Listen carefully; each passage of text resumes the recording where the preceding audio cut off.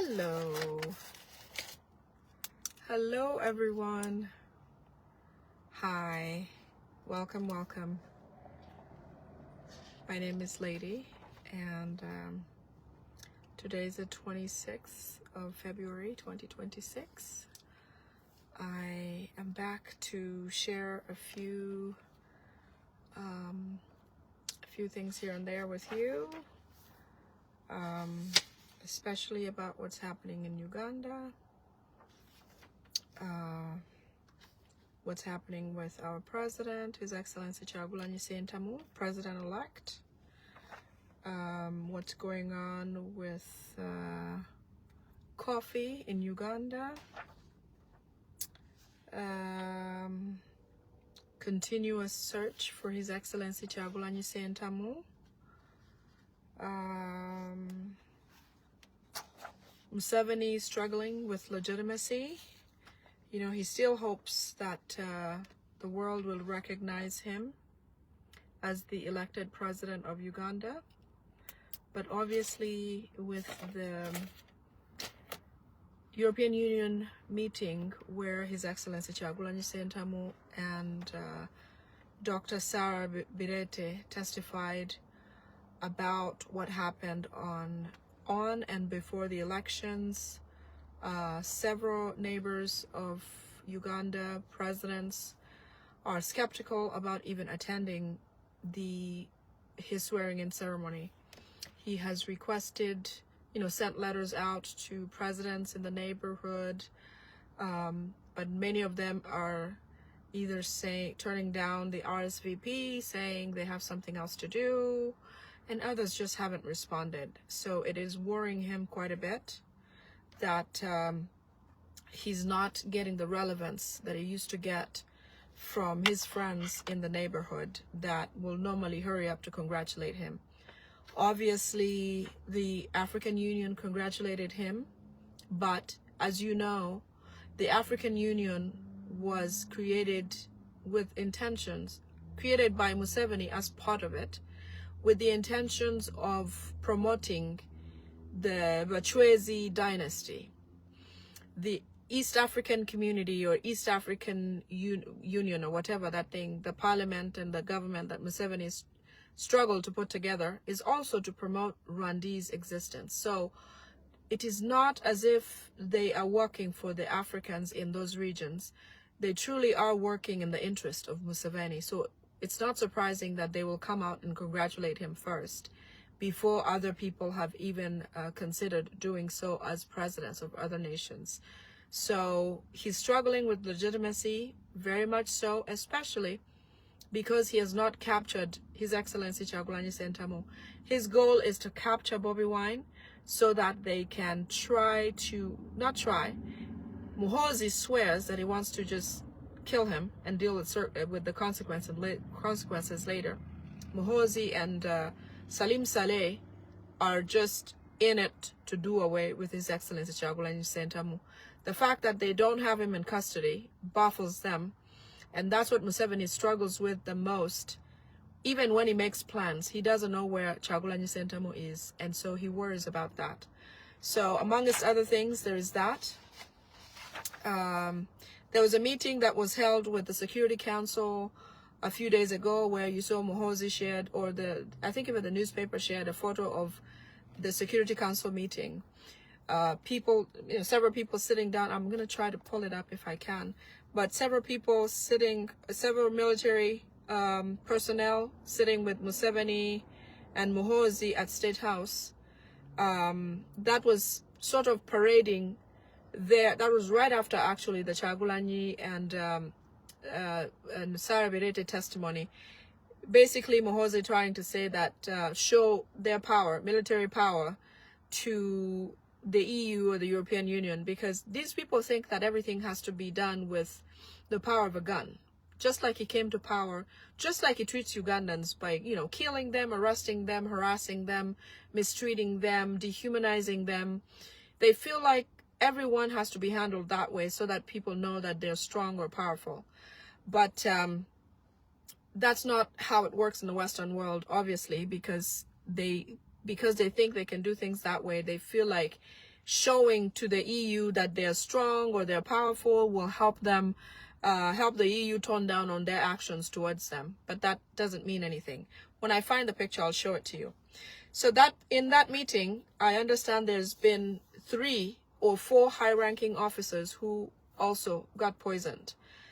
So in as much as, you know, they're parading their power or military power, they're also eliminating other people, especially indigenous Ugandans who are in the military forces. The more they pull them here and there to come and present a powerful front by their thoughts, the more they're killing these people. In their invitations, in their appearances, in their groups, UPDF and the Ugandan Armed Forces, police, all of these executives, if only they would understand that these people do not care about them and they'd hope that they all get eliminated. This 5 years that Museveni hopes that he gets, their goal is to completely make Uganda become a Rwandese occupation, basically a Rwandese country. So for any Ugandan who thinks that they're in the military and they're serving a country, serving the interests of Ugandans, protecting Ugandans, it is not true, because as you can see, you are dying every day like you're unworthy. So take heed if you can, you know, cross over or do whatever you need to do, but get away from this Muhoozi meeting this, or Museveni meeting this, or military meeting this, because those are the types of groupings where they're planning or they're actually giving you guys poison. Like I said, Teresita, over 29 military people were poisoned. It'll take time, but over time, they will keep dying. You know, they will either fizzle out, you know, become weak. They'll get laid off from the military because they can no longer function. You know, people like the Okidings who are being put in positions where they move some people around and try to fit them in there. It's not in good faith. It's just so they put them in the right target for when the time comes. So in that Security Council meeting where you saw a picture that was posted, the 4 generals from that are probably not going to make it in the next few months. Museveni and Kagame have affirmed and celebrated the assassination of M23 spokesman William Ngoma. As you know, M23 is Museveni's military. Museveni and Kagame both own M23. They act as a rebel organization because they want to try to get money from the Western world. So they send M23 to go on a mission to attack, let's say, Ugandan army, and act as if they're being attacked. But yet again, they're both arrangements of the same people, Museveni and Kagame. This Congo thing where the M23 have been very active lately, and President Trump had to come in to try to get some kind of peace deal. That peace deal did not work on Kagame's part, on his promises, because M23 is theirs. All of the acts and atrocities of M23 are through the orders of Museveni and Kagame. So in whatever happened to cause William Ngoma to get shot at or killed is that there were American or foreign missions that were sent to go and capture him to try to figure out to get to the bottom of this M23 thing and the rebel group in Congo, because they're trying to really get Congo into a peaceful state. So when Museveni and Kagame learned of a possible abduction of William Ngoma and being questioned by the Western world, they decided to do away with him. And there will still be more M23 people that will be executed or will be killed by the Museveni and Kagame group, because they're trying to eliminate evidence. They're trying to do away with evidence. So M23, I don't even know how to advise you on this. I understand one of M23's executives is Bujingo's brother. Bujingo is also Rwandese, as you might know. Bujingo literally had somebody die in his church, one of the security guards who was guarding him, and that didn't go anywhere. That goes to show you how protected these people are. So Bujingo's brother is one of the executives in M23. That goes to show you that these people are woven together. Museveni and Kagame and everything that goes on in the eastern region of Africa and part of, you know, Central Africa. It's all these people because they're trying to spread their dynasty or territories or empires to become the leaders of that whole region and have the rest of the people in those regions work for them. I understand there's parts of Congo where they have cleared indigenous people completely, like just killed people in villages and areas just so that they take occupancy, and they don't care if these people live or not. So they celebrated the death of William Ngoma because they feel like the Western world, that they survived a testimony to the Western world. He had been targeted in Congo for a testimony, so I mentioned that already. So they set up ambush. It was not a drone that took him out.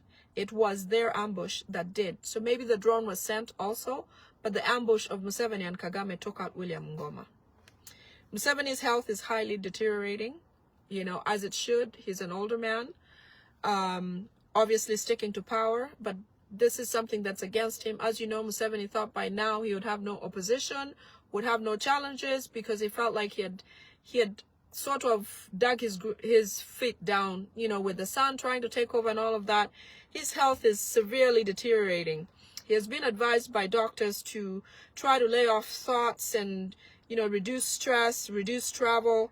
That's why things like swearing in of a whole chief justice happens in his yard, because he's not capable to just do this today, do the other tomorrow, have so many programs of moving, you know, ambulation here and there. It's impossible for him to accommodate because he's deteriorating as a human being. I understand he spends the night on oxygen, on life support equipment, because he has to be highly boosted to do anything, any activity that warrants energy. The next day he has to be boosted a lot of sleep, lots of vitamins, lots of energy, whatever, shots here and there, just to get him standing and walking or whatever. As you all know, he has a severe case of prostate cancer. You know, that's why he sits like that. No matter if he's in an interview, you've wondered if he's just disrespectful.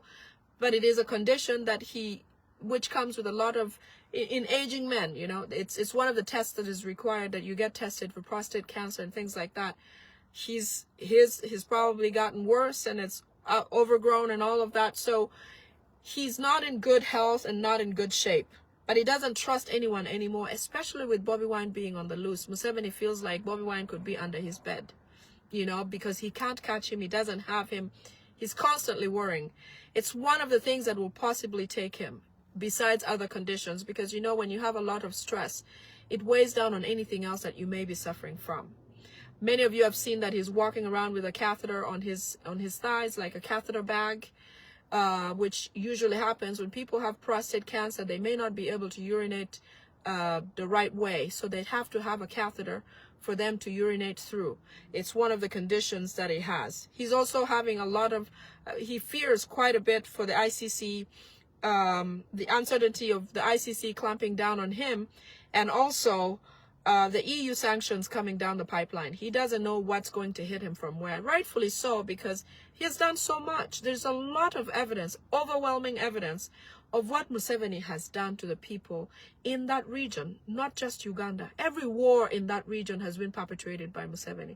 So to say that he's worried is one of the only things that he's probably constantly doing, unless he's sedated to sleep. They have to inject him quite a bit for him to be able to sleep. Okay, so he's really struggling with that.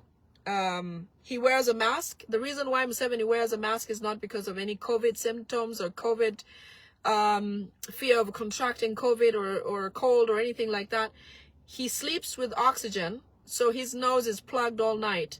And so for many people who, if you work in a healthcare setting like I do, oftentimes if you have oxygen tubing constantly for several days or for a while, you may have, you kind of start having like tracks showing signs of where the tubings go. And so if you sit next to someone, it shows that, you know, this person has these things going on, or he does wear that sometimes. So and sometimes your nose will dry out, you know, some bleeding, chopping. It just looks like it's abnormal. So he does wear the mask to cover what people could see or sense when he's in a close proximity meeting. It's another reason why you see Museveni sits here, and then other people he's meeting with sit maybe, you know, a few feet away, because of his fear of being too close to being noticed for what's going on inside of him.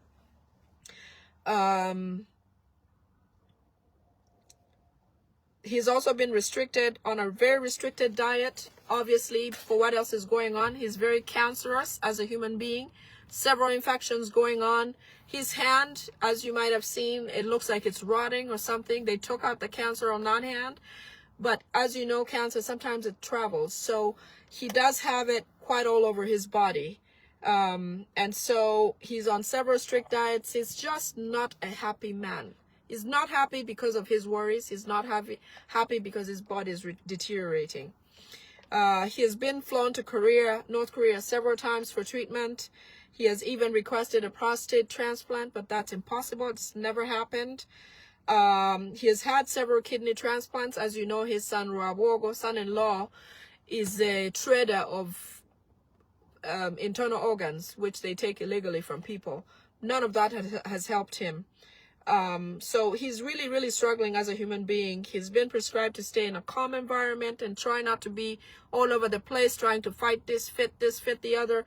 That's why most of the times in this government, he had thought that by this term, he would not be seen in the public eye as he had planned. But with everything that has erupted and the presidency not even being recognized yet, he can't do what he had planned to do. He planned to disappear and have his son take over just from underneath everything. Museveni would just go away like the Bachwezi, who they say just disappears.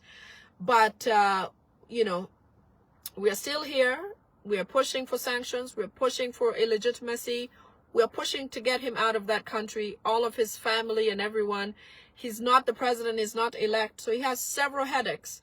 But we're adding to it to make sure that, you know, hopefully he packs away gently and leaves to go to his city in Tanzania or somewhere else, because he's not able to go anywhere in the Western world so far. And it's getting worse. Okay, there's going to be lots of land grabbing. I understand that that is the main focus this month, this term. With them coming, Museveni is actually tabling a few bills to go to parliament. That's why they're rushing to get Mao as Speaker of Parliament so that he can help them pass some of these bills. I'll get to Anita Among later. There's so much to say about that.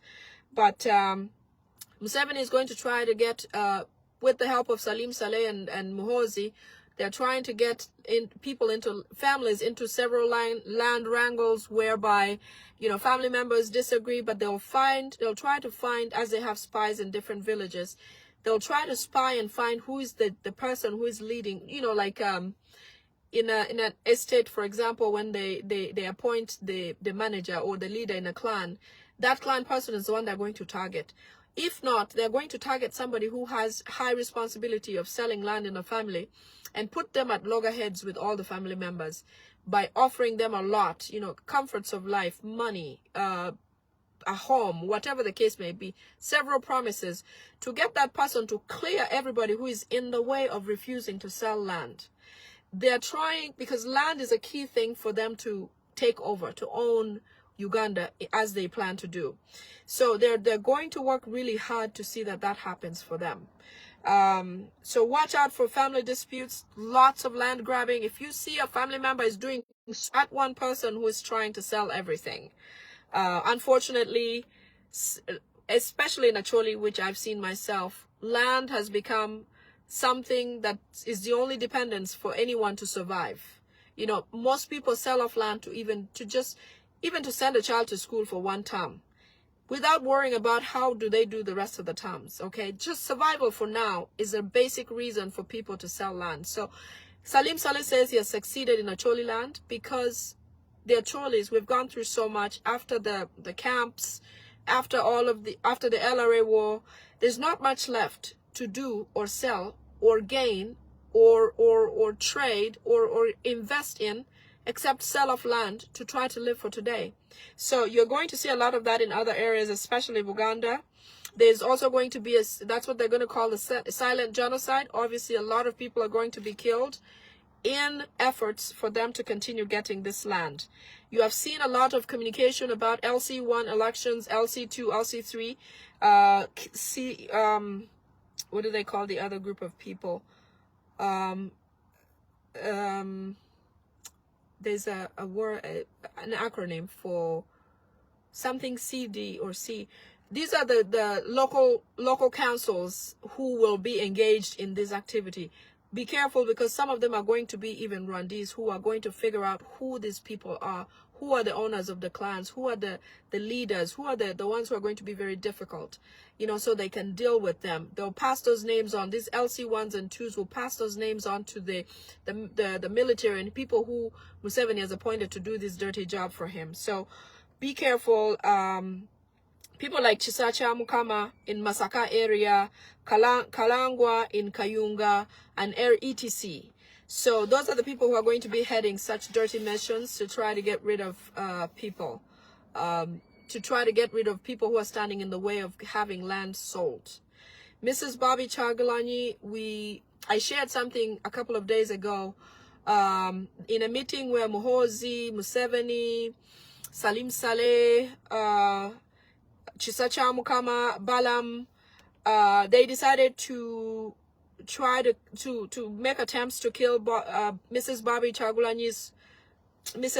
Chagulanyi's mother, who lives, I believe, in Ntungamo. I may be mistaken. Anybody who can help. Oh, CDOs. Chiza, I don't know if that is CDOs. There's another acronym for like local representatives, RDCs.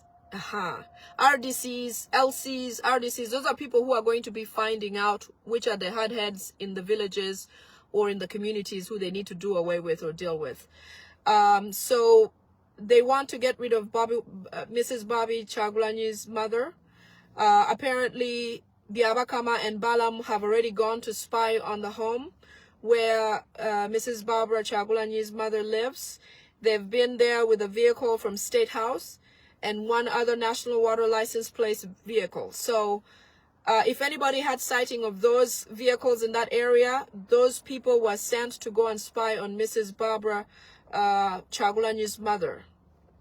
The search for His Excellency Chagulanyi Sentamu continues.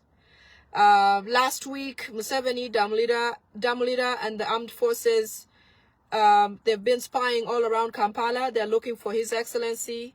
They said any sightings should be reported to security. They've promised a lot of money, like 1 billion to the military and several millions to people who are non-military. If they see him, they should report immediately. So they're monitoring inside communities in the in the ghetto areas. I understand Baby Cool has been awarded that contract to go and distribute tons of money to people so that any sighting reported, that person will be given a lot of money. Okay.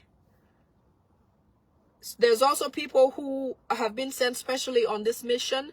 They've been given bicycles. So if you see local people selling fruit baskets or fruits in the villages, those are spies who are working with the Damulira people in Kampala. They're spying in local communities, Nakawa, the ghettos, Kampala, Kamwocha, trying to see if there's any sighting of His Excellency or if anybody he has talked to. These people that you see coming around, they're not just selling fruit. These are contracted people by the Biabakamas to try to get, the Dam leaders to try to get information and try to communicate any sightings of His Excellency Chagulanyi Sentamu. Top securities have regretted the arrest of Dr. Sarah Birete. They blame those who gave them the information about trying to arrest her, to try to contain what could have happened. Now they realize that Dr. Sarah Birete was an asset to the European Union testimony the other day. But Muhoozi and Museveni are furious about the fact that she went to testify, and so they promise to revenge on her family. They want to deal with her, to do away with her parents, if she does have any living parents, or they also want to do her with a child of hers so that she can get the message of what she has done. Muhoozi especially says he wants to deal with her and revenge on her for what she did. They'll also try to blackmail her or character assassinate her using her social media. Remember, they took all her phones and they still are in possession of them. They left also spy equipment in her home. They left probably cameras or voice recorders in her house. So Dr. Sarah Birete, if anybody can get this message to you, there are equipment that was left in your home. It is possible also that they may have stashed ammunition somewhere in your home, buried it in the front yard or the backyard or anywhere inside of your house. Eventually, they'll come to unwrap or unveil during a supposed investigation, and then they'll pin you to those things that they will find. So I've also communicated this to her sister, and I hope that that will get to her somehow. So that is about it for Dr. Sarah Birete. They're still looking for Kyagulanyi everywhere in Uganda, in Kampala. The sighting of him by the spring a few days ago has caused a lot of chaos. They're looking everywhere. They still believe he's in Uganda for sure. They don't believe that he left, because they say that the clothes that he's wearing look like clothes that are not for somebody who's not gone or left the country. He looks like he's still in the ghettos, and because he was born, raised, and is okay with living in the ghettos, they feel like he can thrive for a very long time in the ghetto. And Museveni has said that himself. He has said, you know, this man was born. You kind of remember, if you can assimilate this to the Bible, you know, Moses, despite being raised in the Pharaoh's, you know, in the kingdom or whatever, when he went to the Israelites, he blended in just perfectly well. So they're saying that Bobiwine could live for a very long time in the ghetto, and Museveni will have a hard time struggling with it. So they know that for sure. They're also worried about trying to catch him before the sanctions begin to rain from the EU. Okay, so they've asked all captains, generals, anyone that locates Bobiwine gets 1 billion by Sunday, dead or alive. So, excuse me. Every militia, every military official, all captains, general, anyone who can locate Bobiwine will be given 1 billion Uganda shillings by Sunday, dead or alive. Okay, Museveni continues to meet a lot of NUP members, and he has been meeting several of them. But he now believes that any of those people, including Bobiwine's family, some of the family members have already met with Museveni. But Museveni and Muhoozi and Salim Saleh, all of them believe that truly His Excellency has not been in touch with those people. Because no matter what they've done, every search they've made has not led them to a phone call or a location of Bobiwine. So they now believe that these people surely have no connection with His Excellency, or have not been linked up, or have not spoken recently. All of the members of parliament from NUP who have been spoken to by Museveni will attend his swearing-in ceremony. So I guess that's a big reveal for us. We will know who were the people who have been talked about or talked to, and then we'll try to avoid them, because then that means they're on the side of the government. All of the family members who have met with Museveni and have agreed with him also, that's a sign that they are, hold on one moment. Those are also on the side of Museveni, and he has promised them 500 million each of fake notes in case they do meet or cite His Excellency Kyagulanyi Ssentamu. I'm going to have to be back because I think it's getting fairly dark in here. Hold on one moment. I'll be right back, okay?